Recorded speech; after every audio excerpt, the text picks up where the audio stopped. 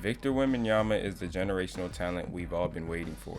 Sure, in recent years we've had players like Zion Williamson, Luka Doncic, and Anthony Edwards enter the league and make a name for themselves, but none of those players has a unique skill set that Wemby has on the basketball court. At the height of 7'5", he's able to do things that he isn't supposed to be able to do. And with each day passing of a new insane Wemby clip going viral, something dawned upon me. This man Wemby is low-key the Wilt Chamberlain of our generation. When you look at the very few Wilt Chamberlain highlights we have, Wilt is comically better than everyone else on that court. So much better that he looks like he came from the future just to dominate the NBA in the 1960s. We've all seen the stats and the accolades he's accomplished, but the one moment of his career that stands tall is his 100-point game. Besides Kobe Bryant, nobody has came close to what Chamberlain did on that day. And no, I'm not going to talk about the validity of that game.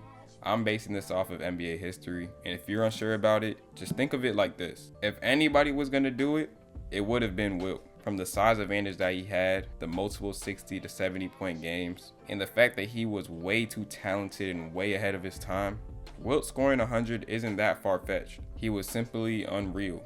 Some might call him an alien. Well, now we have a new alien, and his name is Victor Wembanyama.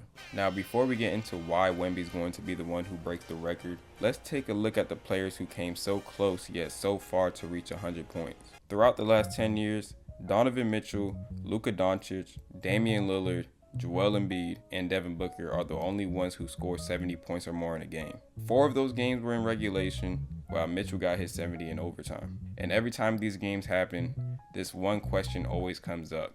Could they have gone for 100 points? Now, when a player starts reaching a certain amount of points, things start happening around the game that is simply beyond the player's control, such as defensive adjustments, fatigue, and just unfortunate misses. Even Dame claimed that he could have went for at least 90 points if it weren't for the little things that occurred during the game. Again, so like when you really think about it, it's like, I really could have had 90. When the time came, I could have had 90 if these shots went in. Now, moving on from those measly 70-point games, let's talk about the most points we've ever seen that was recorded. On January 22nd, 2006, Kobe Bryant had 81 points in a win against the Toronto Raptors, one of the most iconic games in sports history. After re-watching the highlights of this game, this is easily one of the most impressive scoring outputs of all time. Not only because of how many points he scored, but because of the ways he got his points. Whether it be attacking the basket, a mid-range over 2 to 3 people, a 3-point shot, in transition baskets, it didn't matter. Kobe Bryant was going to score on whoever, however, all without overtime, by the way. And the great part about it was that this was a 6'6", 212-pound shooting guard doing all this. Not a freakishly athletic basketball player who has the one-up just based on genes alone, but instead, a player who is the average NBA archetype and is just better than everyone else. Now you may ask, was it possible for Kobe to score 100 points? Well, the answer to that question is pretty easy. Scoring 100 points is simply damn near impossible to do. Maybe if Kobe Bryant makes some shots that he missed during that game, and if it goes to overtime, then he probably would have had a stronger chance of getting it. But you can say that for any situation. The other answer I've came up with is that Kobe simply isn't the freak of nature Wilt was. Kobe had the skills and ability, but Wilt had the skills and the archetype to score as many points as he wanted to. He also had the benefit of playing in an era where the talent level was way worse than it is today.